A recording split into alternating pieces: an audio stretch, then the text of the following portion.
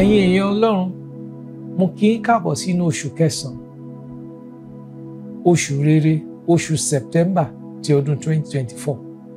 A dúpẹ́ lọ́wọ́ Ọlọ́run fún oore ọ̀fẹ́ tá a rí gbà pé a wọnú oṣù kẹsàn-án.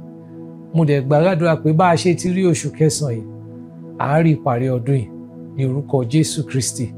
Mo mú ọ̀rọ̀ Ọlọ́run wá fún yín láti inú ìwé Róòmù orí 8 ẹsẹ̀ 23 tó kà báyìí wípé, ta ni ó wá yà wá kúrò nínú ìfẹ́ Kristi?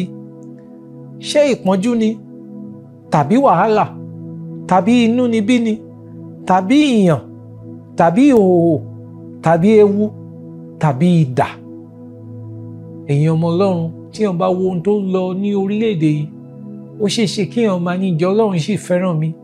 Tó bá ṣe pé Ọlọ́run fẹ́ràn mi ni, kí ló dé tó gba mí láyè tí mo fi ń la gbogbo ewu yìí kọjá? Ó ti sọ fún wa tẹ́lẹ̀ nínú ìwé Jòhánù orí 16. Ó ní nínú ayé ẹ̀yin ó rí ìpọ́njú, ṣùgbọ́n ẹ tújú ká torí mo ti ṣẹ́gun. Nítorí náà, torí pé o jẹ́ ọmọ Ọlọ́run, kò ní wípé o ò ní la ìpọ́njú kan àbí kejì já, nítorí oríṣiríṣi ló wà ńbẹ̀. Ẹ̀rù a máa bàyàn nígbà tí èèyàn bá ń la gbogbo wàhálà yìí já. A lè rí àpẹẹrẹ rẹ̀ pé àwọn ọmọ lẹ́yìn Jésù náà ẹ̀rù bà wọ́n. Nígbà tí Jésù tiẹ̀ wà pẹ̀lú, ẹ̀rù bà wọ́n. Tí ẹ bá wo Mátíù orí 14 ẹsẹ̀ 27, ó sọ fún wọn pé ẹ má bẹ̀rù, ẹ má bẹ̀rù, èmi ni. Jésù ń sọ fún wa ní àsìkò yìí náà pé ká má bẹ̀rù, òun wà pẹ̀lú wa.